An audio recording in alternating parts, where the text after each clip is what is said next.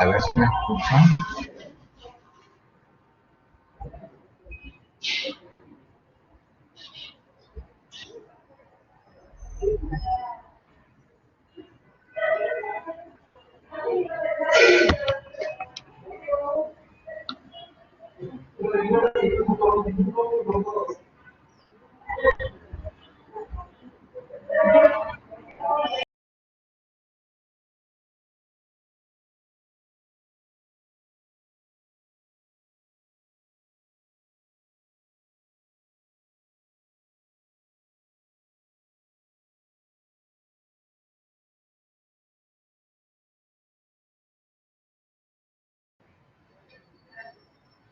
A ver, ¿me escuchan?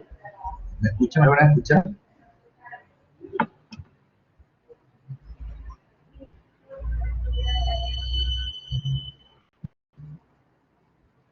Ok, perfecto. Gracias. Entonces, empezamos las clases ahora. Lo que vamos a hacer es vamos a revisar lo que es la anatomía y fisiología tanto del oído, nariz como de la laringe. ¿Ya? Entonces vamos a hacer una revisión. Esto ya seguramente han tocado antes esos temas en sus años anteriores, pero vamos a tratar de hacerlo un poco más rápido, un poco más práctico, orientado un poco hacia la fisiopatología. Muy bien.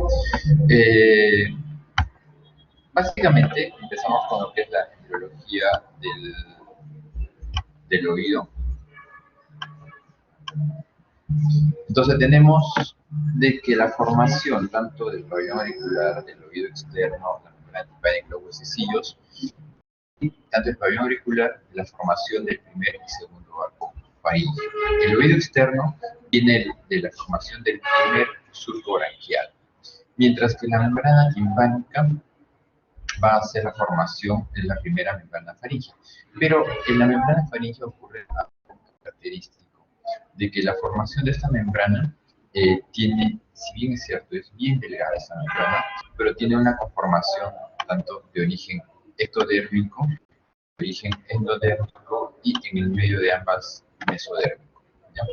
Es decir, que la parte externa de la membrana timpánica, este es el conducto auditivo externo, y la continuación de este conducto auditivo externo me va a formar la parte externa de la membrana timpánica, que provenía del ectodermo. La continuación de la caja timpánica, que tapiza igual la membrana timpánica, que son células respiratorias, va a formar la parte interna de la membrana timpánica, que tiene un origen endodérmico, y en medio de ambas se va a formar una capa fibrosa que va a tener un origen mesodérmico. ¿Ya? Esta vendría entonces a ser la membrana timpánica, que va a tener un recubrimiento de las células epiteliales de continuación del conducto auditivo externo, células respiratorias que van a tapizar la parte interna de la membrana timpánica y células fibrosas que van a tapizar la parte media de la membrana timpánica. ¿Ya?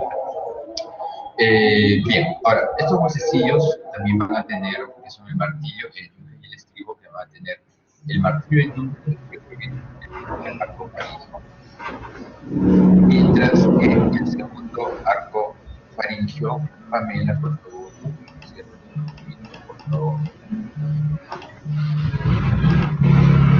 Pamela Solís. Ok, gracias. Entonces tenemos que los huesecillos, tanto el martillo y el yunque, vienen del primer arco faríngeo, mientras que el yunque van a provenir del segundo arco faríngeo, ¿ya? Si bien es cierto, son unos huesecillos que están muy pegados, muy juntos, pero tienen diferente origen embrionario, tanto del primer y del segundo arco faríngeo para el estribo.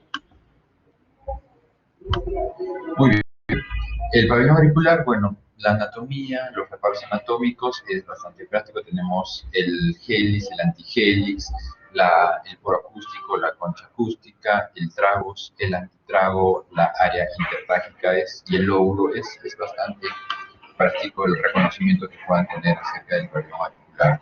Ahora, la inervación, la parte sensitiva, tenemos de que la parte superior, tanto del pabellón auricular como del tercio externo, del conducto auditivo externo, está dado por el trigémino. La parte media, es decir, donde se encuentra la concha acústica, y la parte media del conducto auditivo externo está inervado por el facial. La parte posterior inferior del pabellón auricular está dado por el plexo cervical, y la interna de la membrana del conducto auditivo externo, junto con la membrana timpánica, tiene una formación, una inervación del décimo par craneal. ¿Ya? Es por eso que cuando nosotros estimulamos o nosotros nos surcamos con un hisopo o algún procedimiento en el oído, puede desarrollar el reflejo de la tos, justamente porque tiene una inervación del décimo par craneal. Aquí, para hacer un reconocimiento, un recordaris acerca de lo que es el oído externo, medio e interno, tenemos que hacer aquí es oído externo. Cualquier patología que ocurra tanto en el pabellón auricular, conducto auditivo externo, va a ser una hipoacusia conductiva, y es la parte externa del oído. La parte media del oído está dado por la membrana timpánica y la cadena de huesecillos, y lo que involucra las áreas tanto mastoidea, que se encuentra en la parte posterior a esta caja timpánica, y la trompa de eustaquio, que es la desembocadura o el ingreso de aire hacia el oído medio. Esa es la parte media del oído. Y la parte interna del oído básicamente está dado por dos áreas, que una que tiene que ver la área auditiva, que es el caracol, y los canales semicirculares, que tienen que ver con el tema del equilibrio. Y esto, junto con lo que es el nervio que recoge la información tanto de la parte vestibular y como la parte auditiva, van a conformar lo que es el oído interno. Muy bien, ¿alguna duda, pregunta hasta aquí?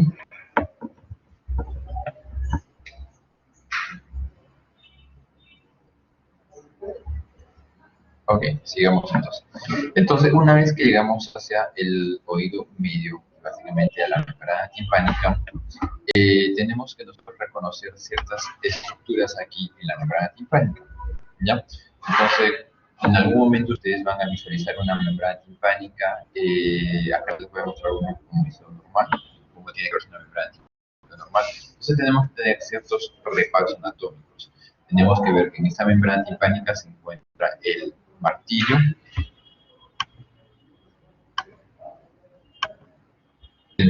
que va a estar justo en contacto con la membrana timpánica, la porción del mango del martillo.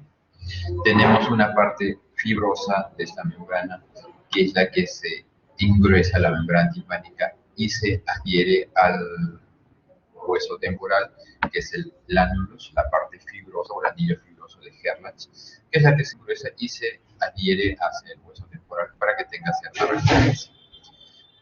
Tenemos unas estructuras en la parte posterior, la ventana redonda, que algunas veces se suele visualizar.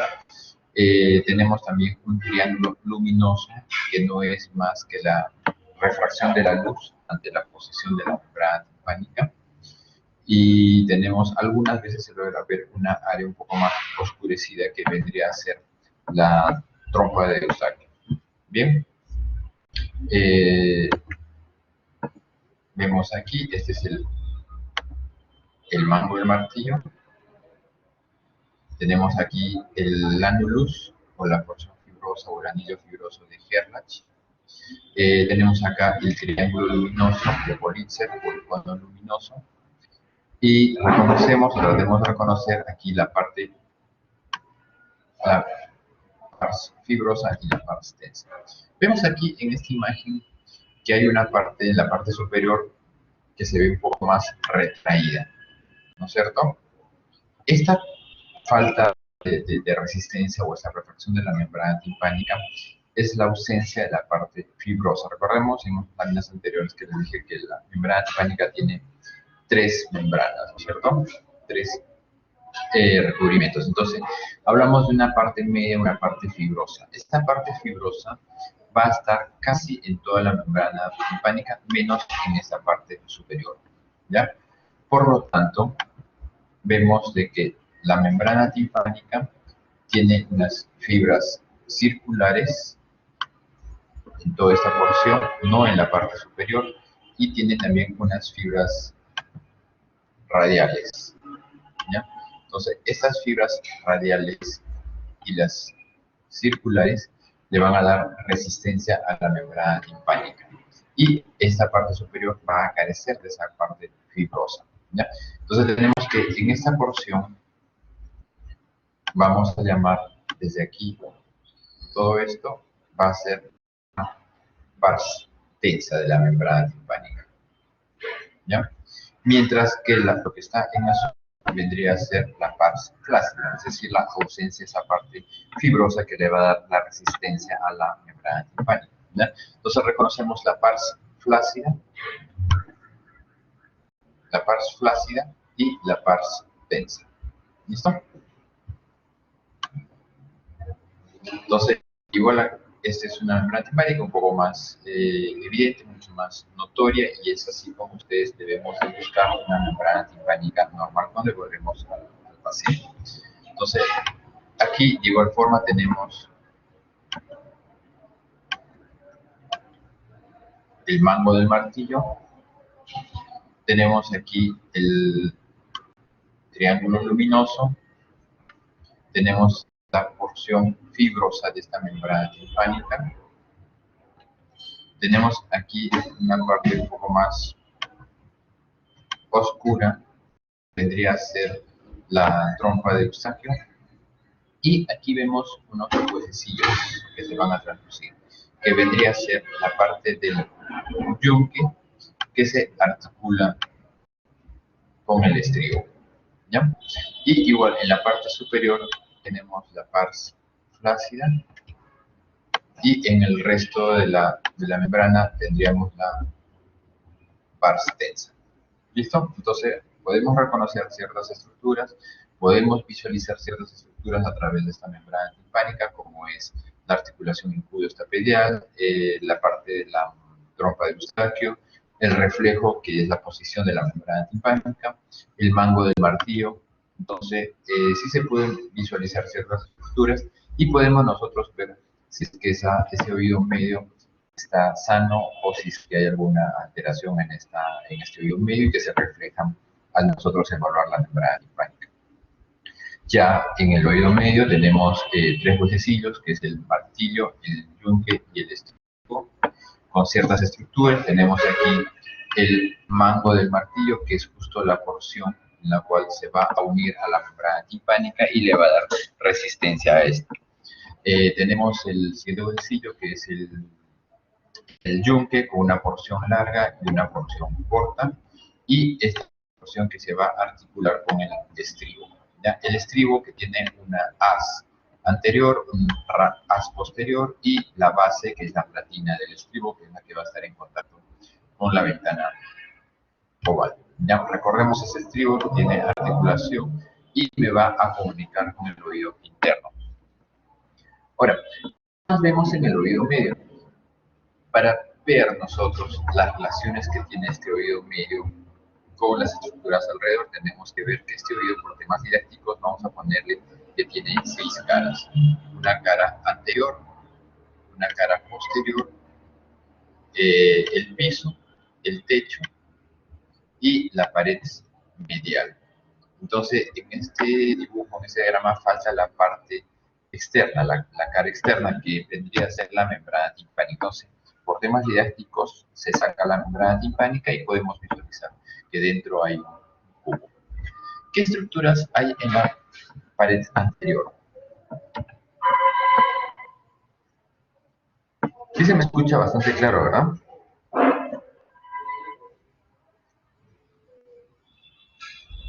¿Sí? ¿Se logra escuchar?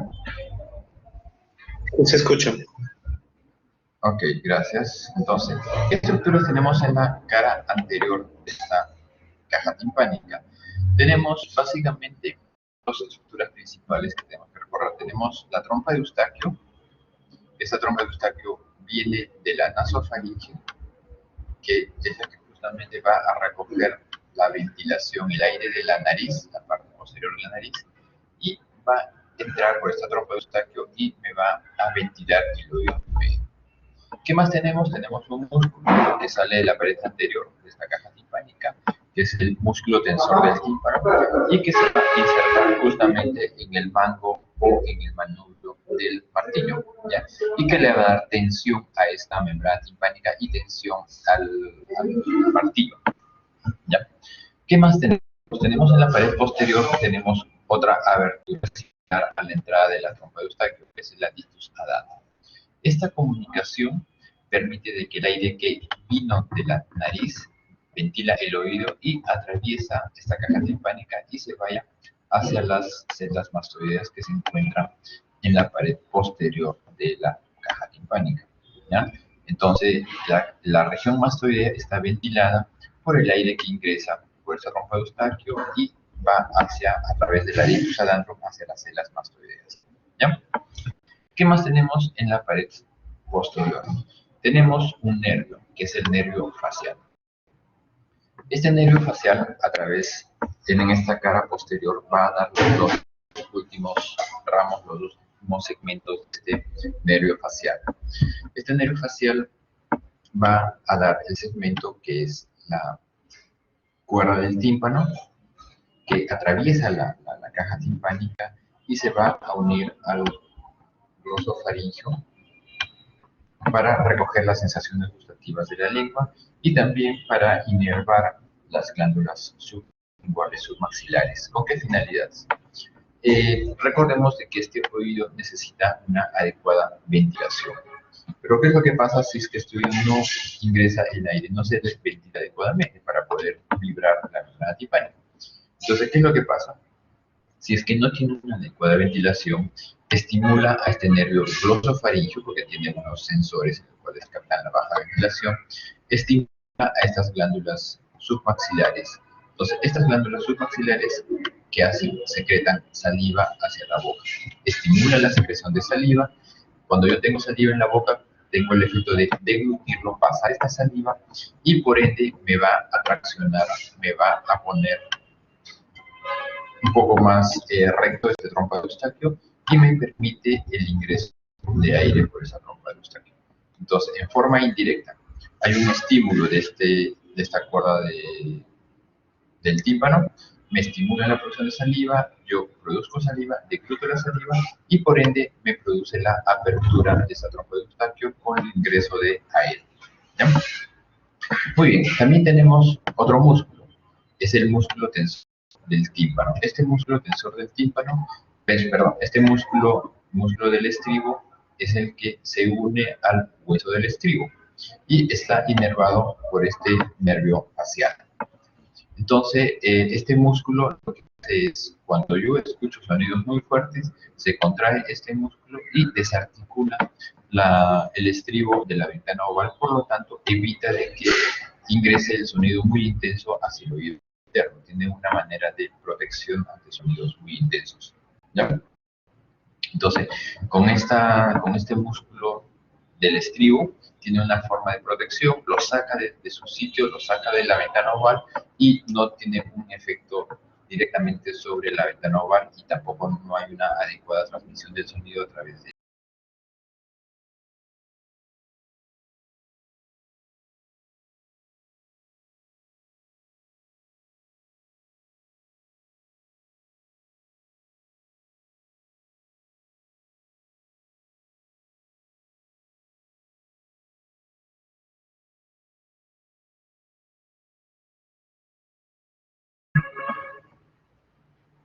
Ya, este nervio facial lo que hace es, viene del tronco encefálico. Acá tenemos el tronco encefálico y a nivel bulboprotuberencial sale el nervio facial, ingresa hacia el conducto auditivo interno, pasa lo que es el oído interno y se va hacia la pared posterior de la caja timpánica para posteriormente irse hacia la región mastoidea. Se habla del segmento mastoideo y finalmente salir de la base del cráneo e irse hacia los músculos de la cara, que es el recorrido de todo el nervio facial, ¿no? Muy bien. ¿Qué más tenemos en la pared medial de esta caja timpánica? Tenemos dos aberturas, que es la ventana oval y la ventana redonda. Sobre la ventana oval se encuentra el estribo, que es lo que va a continuar el sonido hasta el oído interno. ¿Qué hay detrás de esta ventana oval? Se encuentra básicamente lo que es la cóclea, ¿ya? Entonces, esta cóclea tiene comunicación con la ventana oval y la ventana redonda, ¿ya? Entonces, aquí se encuentra el estribo, golpea sobre esa ventana oval y transmite el sonido, transmite las vibraciones al interior de la cóclea. Y esta tiene comunicación tanto con la ventana oval y la ventana redonda, que es otra apertura y cubierta sobre una membrana, que es el tímpano secundario, ¿ya? Entonces, pero esto ya es lo que es parte del oído interno. Y vamos a verlo aquí. Esta es el caracol, los canales semicirculares que habíamos comentado que tiene que ver con el equilibrio, y sobre esta ventana, sobre esta región vestibular, se asienta el oído medio, ¿ya? Aquí tenemos la ventana oval que vimos en la caja timpánica y la ventana redonda, ¿ya? Y aquí está el recorrido del nervio facial, que dijimos que tiene un segmento que pasa por el oído interno y un segmento timpánico que ingresa hacia la caja timpánica para posteriormente salir del cráneo e inervar los músculos de la cara. ¿Ya? Este es el nervio facial, que tiene un segmento timpánico y un segmento mastoideo. Tenemos aquí la caja timpánica y la comunicación ya hacia el oído interno. Entonces, habíamos conversado que aquí se encontraba la membrana timpánica, la cadena de huesecillos, y esta va a estar este estribo va a estar sobre la ventana oval. Entonces, esta ventana oval tiene comunicación con el oído interno a través de la cóclea, ¿no es cierto? Esto ya vendría a ser lo que es una cóclea ya desenvuelta. Tenemos aquí mi ventana oval y aquí tenemos la ventana redonda. Esto comunica con unas áreas de la cóclea. Imaginen que esa es la cóclea. Yo la desenrollo y hago un corte transversal a esa cóclea. Voy a tener esta imagen. Entonces, dentro de esta cóclea hay tres segmentos.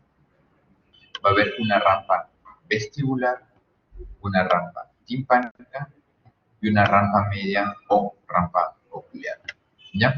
Entonces, dentro de estos tres segmentos va a haber líquido. Este líquido va a recorrer todo el oído interno, ¿ya? Entonces tenemos aquí mi rampa vestibular, mi rampa timpánica y mi rampa media, que es muy importante porque en esta rampa media se encuentra el órgano de corte y los nervios que recogen toda la información sensitiva de este órgano de corte. Entonces tenemos que en la rampa vestibular se encuentra perilinfa, al igual que en la rampa timpánica, y en la rampa media se encuentra endolinfa, ¿ya?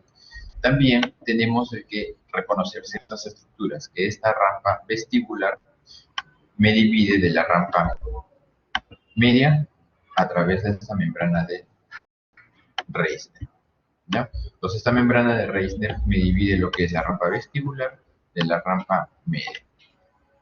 Y en la membrana basilar me divide lo que es la escala o la rampa timpánica de esta rampa media, ¿ya? Entonces, esos términos, ¿por qué? Porque para hacer la fisiología del oído voy a tener que saber cuál es la membrana basilar y cuál es la membrana de Reisner.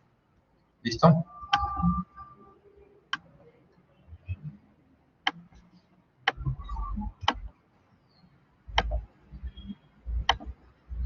Muy bien, entonces aquí tenemos que mi rampa vestibular continúa, llega hasta el helicotriema y regresa nuevamente a través de la rampa timpánica hasta la ventana redonda. Entonces hay líquido que circula por esta rampa vestibular y esta rampa timpánica que finalmente esto es la endolinfa. Y en la rampa media, que es la rampa coclear, se encuentra endolinfa, ¿ya? Perilinfa, tanto en la rampa vestibular como en la timpánica, y endolinfa solamente en la rampa media. Esos términos sí tenemos que irlos conociendo. Igual aquí tenemos aquí mi rampa vestibular, que ingresa el sonido a través de del golpe que produce el estribo sobre la rampa vestibular. Llega el sonido, llegan las vibraciones aquí, produce movilizaciones de este líquido y hay un escape a través de esta ventana redonda. Pero este movimiento ondulatorio, que se conoce como la onda viajera, que pasa por toda la rampa vestibular y luego la rampa timpánica, este movimiento ondulatorio me va a producir oscilaciones de estas membranas basilar y la membrana de Reisner, que es lo que aloja el órgano de Corti. Entonces, ¿qué hay en el órgano de Corti? Tenemos que este órgano de Corti se asienta sobre la membrana basilar. ¿Y qué hay sobre esta membrana basilar? Se encuentran tanto las células ciliares internas como las células ciliares externas. ¿Ya? Estas células ciliares, estos cilios van a anclarse sobre la membrana tectórea. ¿Ya? Entonces, estas células ciliares internas y las externas se unen a través de sus cilios a la membrana tectórea, que cuando hay un movimiento, una vibración por el sonido, hace que esos asciendan esta membrana basilar, que junto con las células ciliares, y produzca un movimiento ondulatorio. Y pasamos finalmente a lo que es la fisiología de la audición. ¿Cómo se produce la audición? Para nosotros poder transformar la energía, tenemos una energía mecánica, una energía vibratoria, que es el paso del sonido a través de las vibraciones, que me produce un movimiento vibracional de la cadena osicular, y finalmente estas vibraciones van a llegar hacia el oído interno, van a atravesar esta rampa vestibular a través de la platina del estribo y me va a producir vibraciones, me va a producir lo que es la onda viajera. Esta onda viajera, que lo llamo así porque transmitía el sonido desde la rampa vestibular hasta la rampa timpánica, me producía un movimiento ondulatorio de esta membrana basilar y de Reisner, que es donde se alojaba el órgano de Corti. Entonces, para esto llamamos lo que es 3 eventos que ocurren en la fisiología del oído.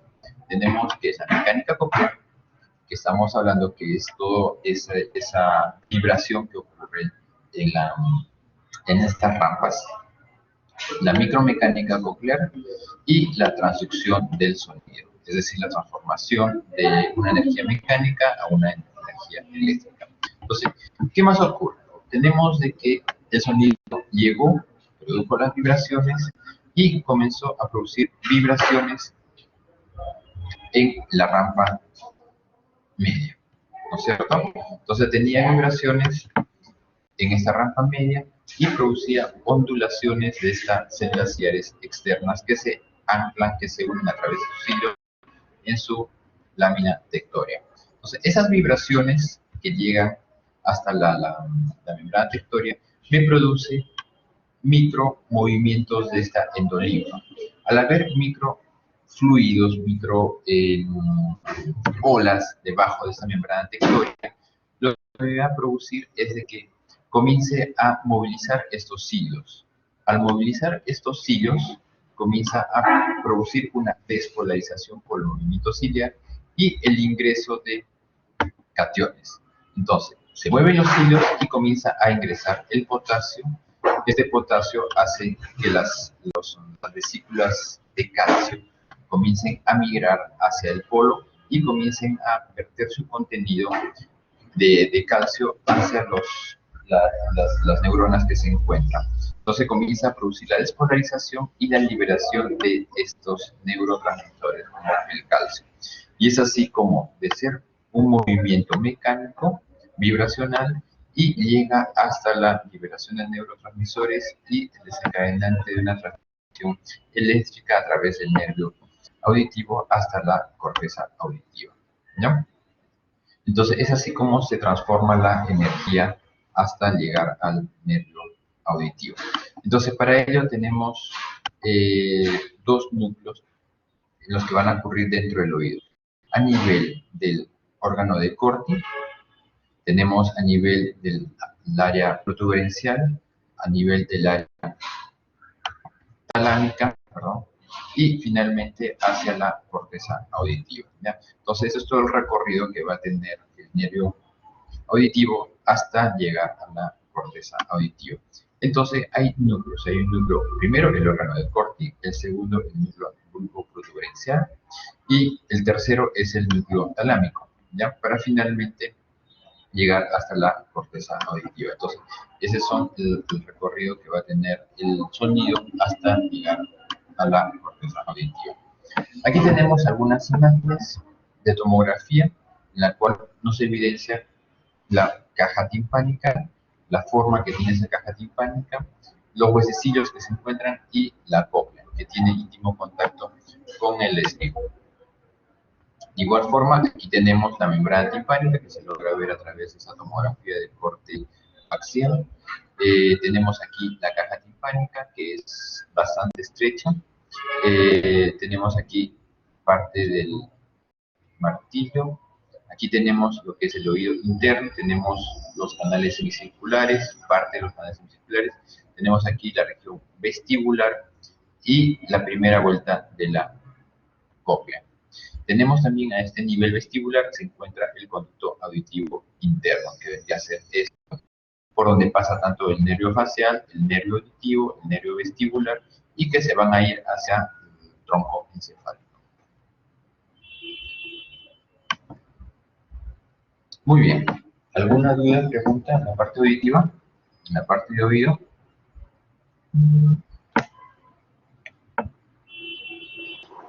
Doctor, ¿No hay dudas? sí, una ¿Sí? pregunta, doctor.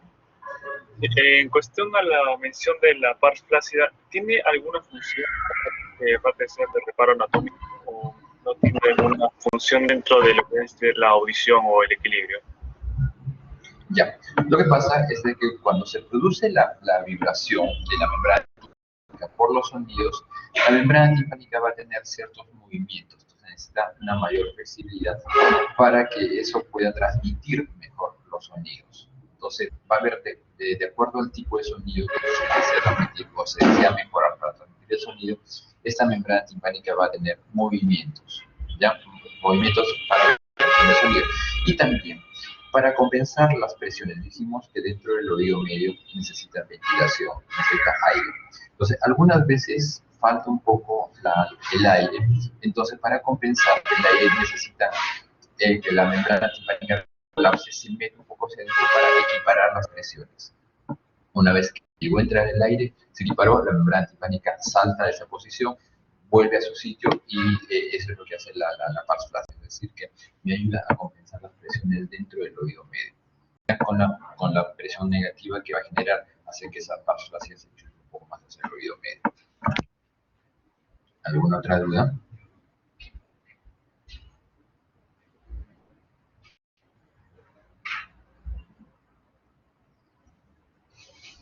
Muy bien. Entonces, pasamos a la parte respiratoria.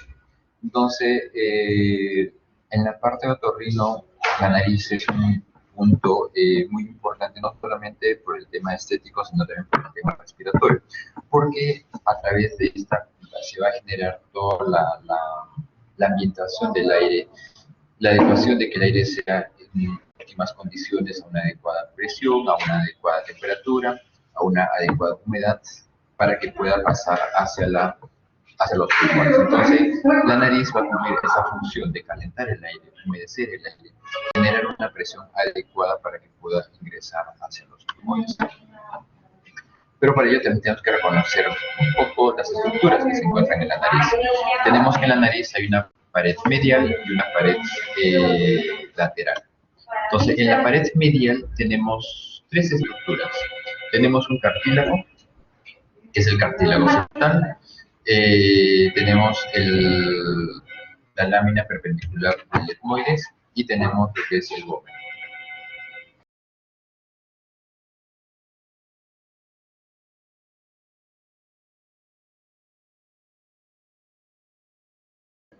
Muy bien, entonces eso es lo que va a conformar la parte medial de la fosa nasal, lo que me va a dividir la fosa nasal derecha de la fosa nasal izquierda. Bien, y en las paredes laterales de esta fosa nasal tenemos los cornetes, ¿no? Un cornete inferior, un medio y un superior. Y dentro de ellos se encuentran lo que son los meatos, igual el meato inferior debajo del cornete superior, del cornete inferior, perdón, el meato medio por debajo y dentro del cornete medio, y el meato superior por debajo y dentro del cornete superior. Muy bien. Nayeli, ¿me quiere preguntar algo?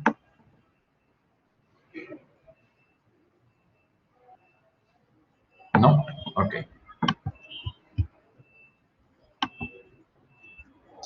Bien, entonces también es un punto importante la irrigación de la nariz.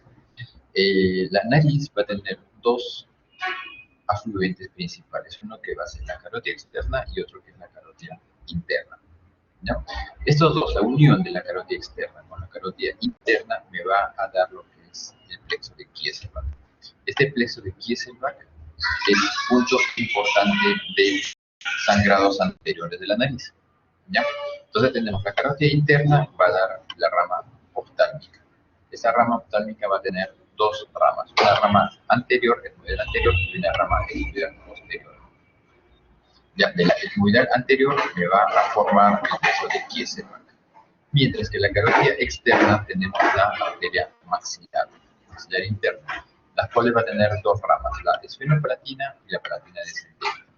La esfenopalatina es la que va a ingresar ya hacia las fosas nasales y va a tener dos ramas, una rama septal y una rama turbinal. La turbinal, la que va a irrigar los senos paranasales y los cornetes, y la septal es la que va a recorrer por el piso de las fosas nasales y también va a formar parte del peso de Kieselbach. Entonces, el peso de Kieselbach está formado tanto por una carótida externa y la carótida interna. Pero aquí vamos a hacer un poco más práctico. Tenemos aquí entonces la carótida externa, que una de las ramas va a ser la maxilar interna. Esta maxilar interna, una vez que atraviesa el agujero esfenopalatino, ingresa hacia las fosas nasales. Una vez que atraviesa este agujero esfenopalatino, se convierte en arteria esfenopalatina y va a tener dos ramos. Un ramo medial que va a pasar por el piso de la fosa nasal y un ramo lateral que se va, o turbinal, el cual va a irrigar los cornetes y los senos paranasales. Entonces, y aquí va a formar lo que es el plexo de Kieselbach. Y tenemos aquí mi arteria carótida interna, la cual es una de las ramas, es la rama oftálmica. Esa rama oftálmica va a dar dos segmentos, una etmoidal anterior y una etmoidal posterior. Tenemos que el etmoidal anterior básicamente va a fluir hacia este plexo de Kieselbach, ¿ya? Entonces tenemos el plexo de Kieselbach, provienen de ramas de la carótida interna y la carótida externa. Y cuando hay sangrados posteriores, básicamente provienen de la arteria esfenopalatina, es decir, que vendrían a ser ramas de la carótida externa, básicamente a través de su arteria maxilar interna, ¿ya? Ese es el punto de sangrado de sangrados posteriores, ¿ya? A este nivel. Entonces, a este nivel se encuentran arterias de la esfenopalatina cuando son sangrados posteriores. Básicamente, para ubicar un sangrado posterior, se ubica más o menos, o mejor dicho, la arteria esfenopalatina pasa a través del agujero esfenopalatino a nivel entre cola de cornete inferior. A ese nivel yo puedo ubicar mi arteria esfenopalatina. Muy bien.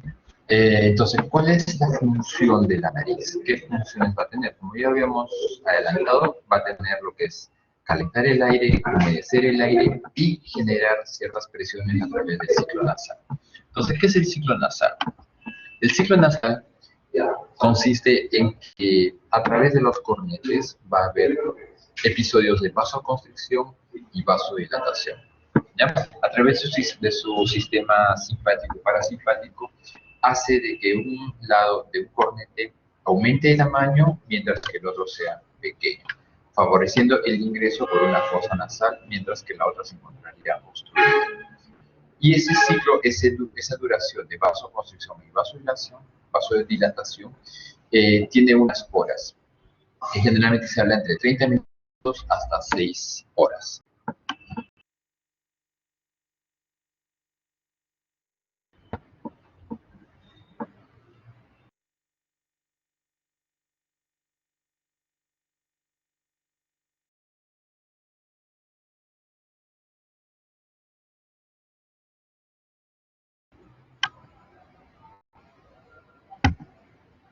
Ya.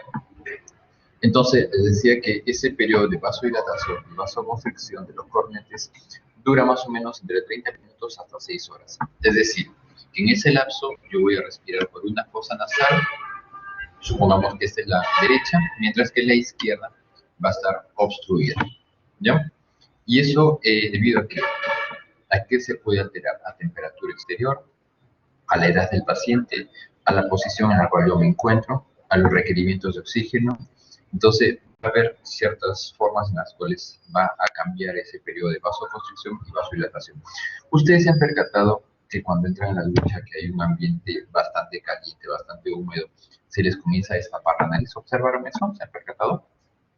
Eso es debido a que el organismo siente de que no necesita calentar el aire, siente de que el aire ya está entrando bastante húmedo y caliente, entonces lo que hace es produce una vasoconstricción para que el aire sea mucho más fluido. También ustedes han evidenciado que cuando se echan hacia un lado, está un rato, comienza a destaparse una nariz y luego la otra comienza a taparse. Es eso lo que está ocurriendo. De que les había dicho que de acuerdo a los cambios de posición que yo tenga, va a cambiar este ciclo de vasoconstricción y vasodilatación. ¿Ya? Es decir, que por unas horas yo respiro por una fosa nasal, por una boca derecha, y pasa esas horas y comienzo a respirar después por la fosa nasal izquierda. Eso es lo que es el ciclo nasal. ¿Listo? ¿Alguna duda hasta aquí en lo que es el ciclo nasal? Dígame, Miguel. Pero una cosa, solamente... Sí. No te escucho muy bien. Ya, dígame. Doctor, disculpe, ¿no se le da maniobra cuando una persona tiene desviación de tabique y se le pone en la fosa nasal para ver si respira o no? ¿No tiene entonces mucho alcance con respecto al ciclo nasal o es totalmente diferente? No en cierta forma. ¿Por qué? Porque puede ser de que, supongamos, yo tengo un tabique desviado aquí, ¿ya? Entonces, no, vamos a hacerlo aquí. Ya. Esta es mi fosa nasal. Yo tengo aquí una desviación del tabique, ¿ya? Y este es mi cornete y el otro lado. Entonces, esta desviación del tabique, por sí me diría que la obstrucción sería en este lado, ¿no es cierto? Pero el organismo compensatoriamente lo que hace es aumenta el tamaño de este cornete como para tener ese efecto de resistencia. Entonces crece mucho más y me comienza a obstruir la fosa nasal. Entonces va a tener obstrucciones básicamente del tamaño, dependiendo del tamaño de la desviación y dependiendo del tamaño del cornete. O sea, no necesariamente si es que es la desviación hacia este lado, este es el obstruido, no necesariamente, porque el lado contralateral también el cornete puede crecer y me produce mayor obstrucción, inclusive mayor que la desviación. Si nosotros hacemos el procedimiento de taparnos una fosa nasal y respirar, y luego me tapo la otra fosa nasal y comienzo a respirar, probablemente yo encuentre una diferencia en que una fosa nasal es mucho más permeable que la otra. Supongamos que ahora mi fosa nasal derecha es más permeable. Van a pasar unas horas y yo hago el mismo procedimiento y encuentro que mucho más permeable estaba el lado izquierdo en ese momento. Entonces, eso es simplemente para ver la funcionalidad de las fosas nasales. Me indica de que sí, pues hay un periodo de vasoconstricción y uno de vasodilatación. Pero si yo encuentro que constantemente una fosa nasal está obstruida y no se destapa, y cuando supuestamente el lado contralateral está en vasoconstricción, debería yo respirar por este lado, pero no, sigue obstruida, entonces eso sí me puede ayudar en cierta forma a determinar si es que hay una desviación o no. Pero lo mejor para determinar que hay una desviación es uno, preguntarle al paciente cómo respira, nosotros debemos respirar adecuadamente a un flujo adecuado, de acuerdo a nuestras necesidades de oxígeno. Pero si yo siento de que se me tapa la nariz por momentos, y por lo menos me está, entonces sí me podría estar indicando que sí hay una desviación, me podría indicar. Pero finalmente, lo mejor para saber que hay una desviación es la evaluación, es el examen, es una radiografía anterior. Muy bien, ¿alguna otra pregunta? Gracias, doctor. Ok. Entonces, ¿para qué me sirve este ciclo nasal? ¿Qué gano con este ciclo nasal? Lo que gano es de que al generar un aumento de resistencia en la fosa nasal, lo que me genera es de que aumente la resistencia. Al mejorar la resistencia a nivel intratorácico, lo que me genera es una presión negativa. No sé por qué. Porque aquí aumentaba la resistencia en la fosa nasal, porque aumenta, o sea, al estrecharse las paredes, aumenta el paso del aire, aumenta la resistencia a través de estas paredes. Entonces, ¿y eso que me genera? A través de los músculos intratorácicos, me genera una mayor presión negativa. Por lo tanto, cuando el aire atraviesa estas paredes, esta resistencia, atraviesa esto y mejora el ingreso porque se generó una presión negativa a nivel intratorácico. ¿Ya? Básicamente, esa es una de las funciones del ciclo nasal.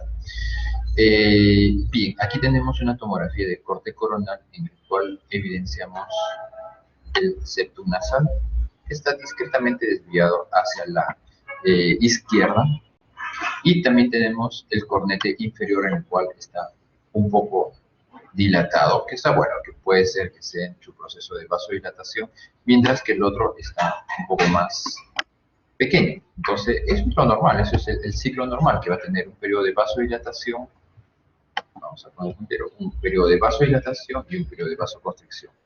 Entonces, en teoría, si acá la desviación está hacia la izquierda, yo debería respirar mejor por la derecha en ese momento. Pero no, lo que ocurre es que probablemente esté respirando mejor por el lado izquierdo. ¿Por qué? Porque el cornete está un poco más pequeño a pesar de su respiración. Y yo puedo evidenciar que si hay una mayor luz, el aire, la parte negra evidencia que es el aire, hay un mejor pasaje del aire. Pero obviamente, como les digo, el mejor dato es la respuesta del paciente que me diga si es que respira adecuadamente o no. ¿Ya? Ayudándome a esta tomografía, ¿qué otros hallazgos más tengo? Aquí tengo, si esta es mi fosa nasal, el septum nasal, tenemos aquí los cornetes, cornete inferior, cornete medio y el cornete superior que no logro ver en este corte. Tenemos el globo ocular, tenemos la lámina papirácea, que es esta membrana, este hueso muy delgadito que engloba el globo ocular y que mide las células etmoidales del globo ocular. Tenemos el seno maxilar, las células etmoidales, como les había dicho, y la parte del infundíbulo del seno frontal. Tenemos aquí la base del cráneo, a través también tenemos mi cresta gástrica, que está discretamente neumatizada. Y esto vendría a ser parte del infundíbulo de la salida del seno maxilar hacia el medio. ¿Qué más? Aquí tenemos la inserción del cornete medio. El cornete medio tiene dos tipos de inserciones. Se hicieron varias clasificaciones para la inserción del cornete medio, pero finalmente se vio de que el cornete medio tiene dos inserciones. Una inserción vertical que se va hacia el techo y una inserción horizontal que se va hacia la pared, bien al tabique en algunos casos, o otras veces aquí a esta lámina papirácea. Entonces, cuando este cornete medio cambia de posición de vertical a horizontal, a eso llamamos la lamela basal. La lamela basal no viene a ser otra cosa que el reparo anatómico de la separación del etmoides anterior y el etmoides posterior. ¿Listo? Muy bien. Entonces, ¿qué es lo que ocurre? ¿Cuál es el gran trabajo que tienen estos cornetes? Lo que hacen los cornetes es calentar el aire, filtrar el aire en cierta forma, humedecer el aire. ¿Pero cómo lo hacen? Estos cornetes están llenos de vasos sanguíneos, unas partes óseas, pero que finalmente están recubiertos por cavernas, por vasos sanguíneos cavernosos. Entonces, si son como cavernas, hay momentos en los que se llenan se llenan de sangre y periodos en los que hay poca sangre. Entonces, eso es gracias a la vasoconstricción y la vasodilatación por el efecto simpático parasimpático. Entonces, si estos cornetes están llenos de vasos sanguíneos, están a una temperatura casi corporal, digamos 35 grados. Entonces, el aire, si está en contacto con esta sangre, con estos vasos que están, digamos, a flor de piel, entonces, por contacto directo va a calentar el aire. Pero aún así, si yo mejoro la física del aire, si yo hago que este aire no sea laminar, sino que sea turbulento, voy a mejorar el tiempo de contacto de este aire. Es decir, ¿cómo? El aire ingresa con un flujo recto, un flujo laminado. Ingresa hacia la válvula nasal externa, choca y comienza a cambiar de flujo laminar a un flujo turbulento. Choca con las válvulas nasales y comienza a cambiar de flujo. Choca con la cabeza de corneta en medio y cambia de flujo ya a turbulento. Entonces, cuando yo este aire lo vuelvo turbulento, aumenta el tiempo de contacto sobre una superficie, ¿no es cierto? Entonces, al hacer un flujo turbulento, el tiempo de contacto del aire frío que está ingresando por las fosas nasales se vuelve caliente por las leyes de física de contacto con una superficie caliente y comienza a calentarse el aire. Entonces, esa es una de las funciones que tienen los cornetes de calentar, chocar con la superficie, vuelve un flujo turbulento y al estar en contacto con una superficie caliente, el aire comienza a calentarse de igual forma y va generando un medio óptimo para que sea adecuado para la respiración. ¿Qué otra forma más se calienta el aire? Cuando nosotros expiramos, el aire pasa por el piso de las fosas nasales y es un aire supuestamente caliente con lo que nosotros estamos exhalando. Entonces, al entrar en contacto con superficies regularmente frías, entonces, ¿qué es lo que pasa con este aire? Comienza a evaporarse. Y al evaporarse, igualmente comienza a humedecer la mucosa de las fosas nasales y igual forma comienza a calentar porque es un vapor de aire caliente. ¿Ya? Entonces, otra de las formas como se comienza a humedecer y cómo se comienza a calentar el aire que está ingresando. Muy bien. ¿Qué otras formas nosotros humedecemos el aire? A nivel del vestíbulo nasal se encuentran unas células caliciformes. Estas células caliciformes, de igual forma, secretan mohos. Y al ingresar el aire, igual forma, comienzan a humedecerse el aire que está ingresando. Y a nivel del meato inferior se encuentra la desembocadura de las glándulas lagrimales. Entonces, las glándulas lagrimales, ¿no es cierto?, a través del ojo, comienza a eliminar parte de las lágrimas a través de su conducto lagrimal y va a dar hacia el meato inferior. Entonces, estas lágrimas que están humedeciendo aquí las fosas nasales, de igual forma comienza a humedecer el aire que está ingresando. Bien, entonces tenemos que con esto generó una adecuada presión, se generó una adecuada resistencia para el paso del aire y el aire ingresó a una temperatura y a una humedad adecuada, óptimo para una respiración. ¿Alguna duda, pregunta que tengan hasta aquí?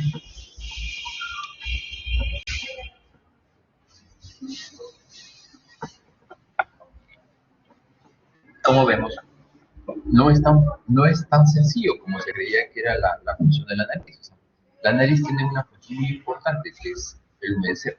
¿Ustedes se han puesto a respirar o a caminar con la nariz tapada y solamente por la nariz? Perdón, solo por la boca. Se dan cuenta de que por la boca sienten de que el aire no está entrando adecuadamente. Sienten, bueno, aparte de que el aire es frío y seco y comienza a rasparles la garganta, a secar toda la parte respiratoria. Entonces, la nariz es muy importante para el tema respiratorio. ¿Por qué? Porque me humedece, me calienta y me genera la presión. Porque cuando yo respiro por la boca siento de que no está entrando lo suficiente. Si es que yo tengo un edificio y por este edificio tengo dos cañerías, una cañería que sea de unos 2 centímetros y otra cañería que sea de 1 metro de diámetro. ¿Por cuál ustedes creen que el agua puede subir hacia el 10º piso? ¿Qué me dicen?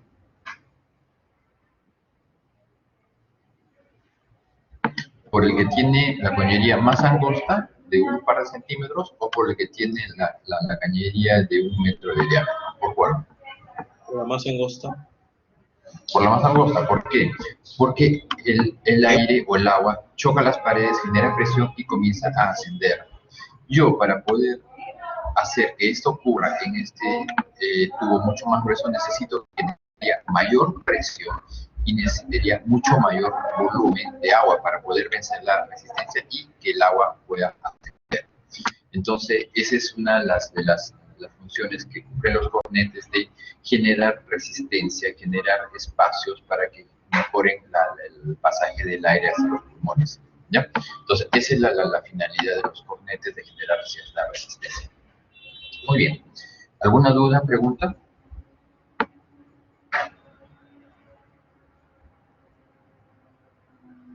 Muy bien. Entonces, pasamos a la parte de laringe, que es un poco más ligera. Vemos de que la faringe hay tres estructuras, una o tres áreas, uno que es la nasofaringe, la orofaringe y la laringofaringe. Entonces, aquí en la nasofaringe tenemos de que hay unas áreas de donde va desde las juanas hasta el polo inferior de la óvula. La orofaringe va desde el polo inferior de la óvula hasta el polo superior de la epiglottis, y la laringe va desde el polo superior hasta el borde superior de las cuerdas vocales. Y también tenemos de que hay ciertas estructuras aquí a nivel de la orofaringe o nasofaringe, orofaringe y la laringe. Muy bien. En la parte de defensa, el anillo de Waldeyer van a conformar este tejido linfoideo que se encuentran a este nivel, a nivel primero de la nasofaringe. Entonces, ¿qué estructuras tenemos linfoideas que se encuentran a este nivel de la nasofaringe? Tenemos lo que son las adenoides, que básicamente están presentes en los niños hasta que desarrolla y perfeccione su sistema inmune, y luego a partir de los 10 años ya comienza a involucionar, a ser mucho menos eficiente, incluso algunas veces ya desaparece esa adenoide. Y también tenemos las amígdalas tubáricas que se encuentran alrededor de la desembocadura de la trompa de Eustaquio. Habíamos conversado que la trompa de Eustaquio viene de la nasofaringe y se va hacia el oído medio. Entonces, en la desembocadura, alrededor de esa desembocadura, se encuentran también unos tejidos linfoideos, los cuales me sirven de limpieza, de filtro, de purificación del ingreso del aire hacia el oído medio. Y parte de esto lo tienen esas amígdalas tubáricas, ¿ya? Entonces, ¿qué es lo que pasa cuando hay un crecimiento exagerado de esta adenoide a ese nivel de nasofaringe? ¿Qué pasa con el niño cuando tiene unas adenoides bastante grandes y me comienzan a ocurrir? ¿Qué síntomas tiene el niño?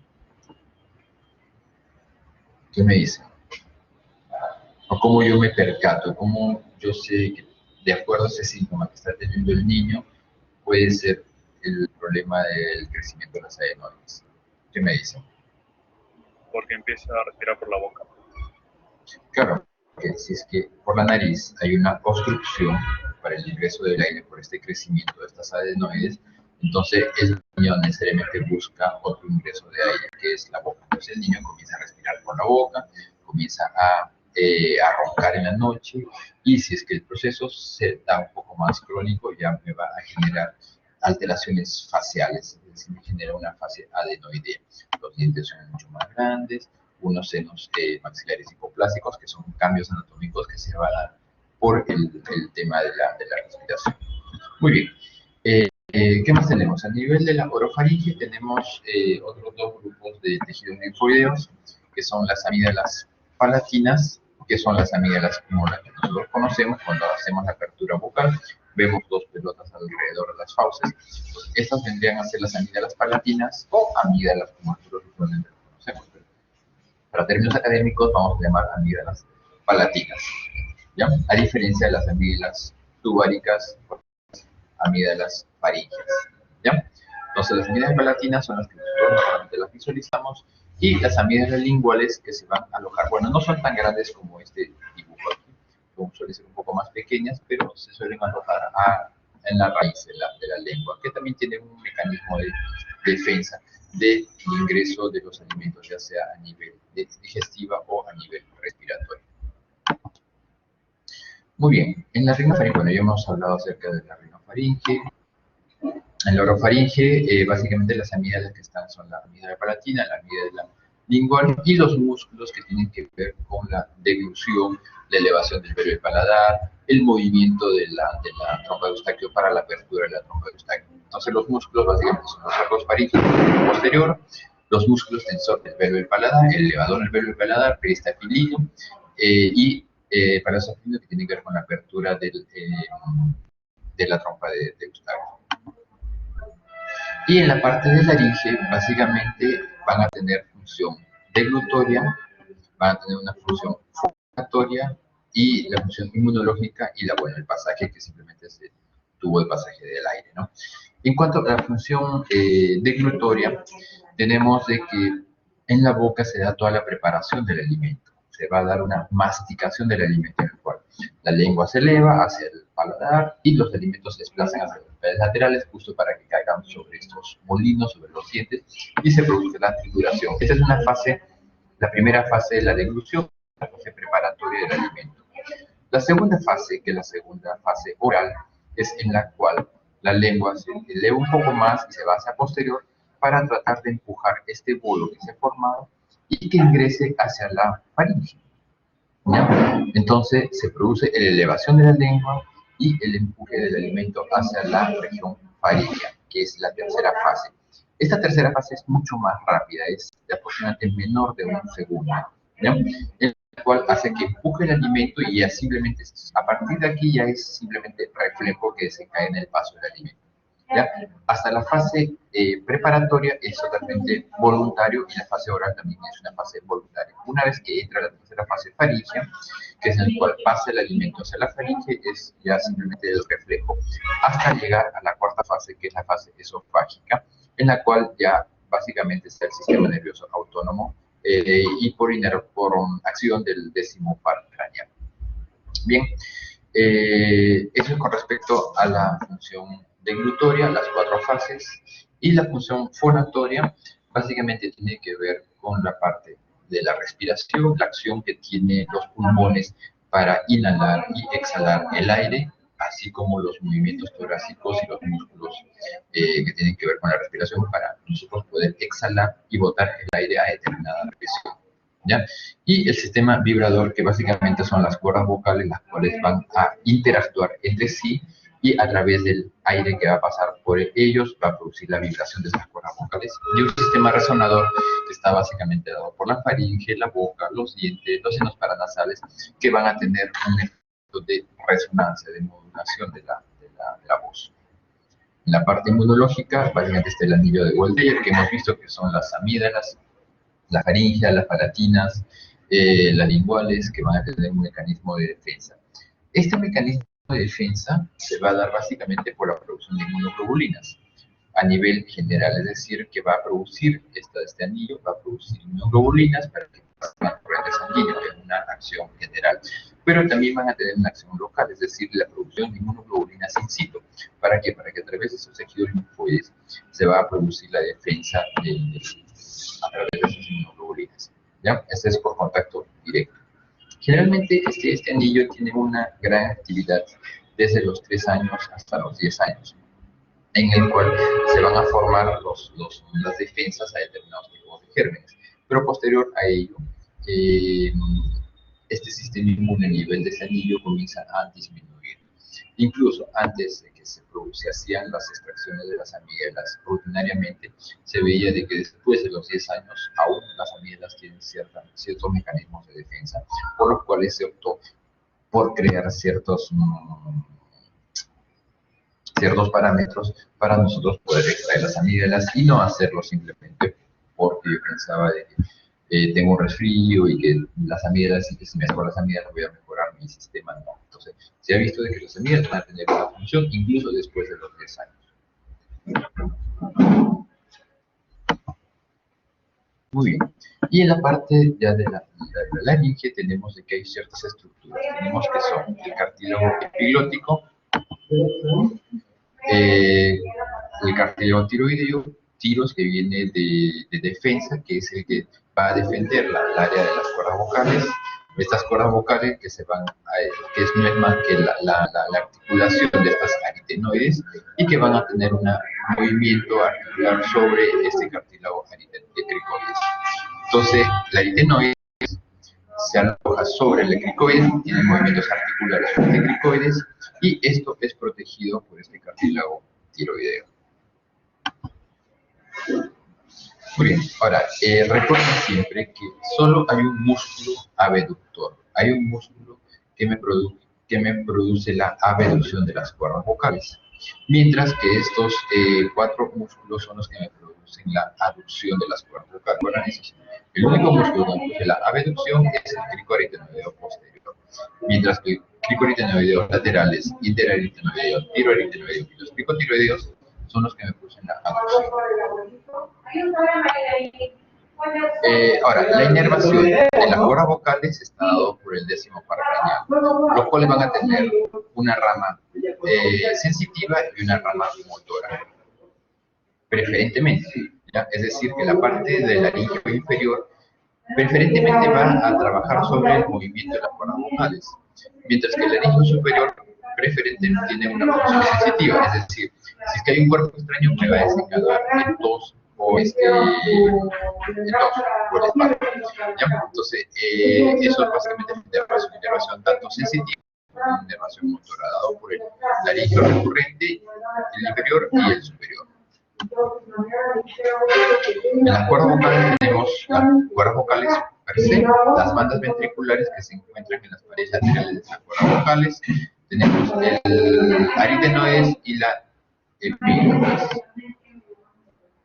Y aquí tenemos, esta es la base de la lengua, tenemos aquí unos espacios. Entre la epíglotis y la base de la lengua tenemos unas áreas que son las valléculas, unos espacios, los cuales son muy frecuentes para la acumulación de cuerpos extraños. Tenemos las cuerdas vocales, tenemos las bandas ventriculares y las aritenoides. Ahora, en la pared posterior de la faringe tenemos unos espacios entre las aritenoides, tenemos espacios que son los senos piriformes, que también son lugares frecuentes de cuerpos extraños. Bien, y finalmente, ¿cómo se produce el sonido? Cuando las cuerdas vocales llegan a contactar, pasa una columna de aire proveniente de los pulmones y comienza a separar estas cuerdas vocales y a vibrar las cuerdas vocales.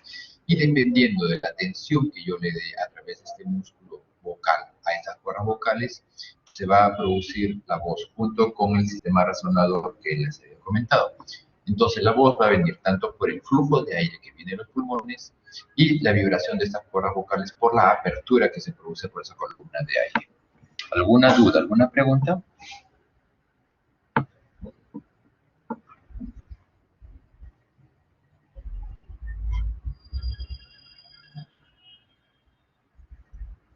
Muy bien, era básicamente recordar, revisar algunos temas que seguramente esto ya lo han visto en años anteriores, y era simplemente orientar un poco más lo que es la anatomía, la fisiología, hacia la parte clínica de otorrino. Y obviamente eso también me da pie a conocer ciertas patologías o por qué están ciertas patologías. Muy bien, ¿alguna duda, pregunta que tengan?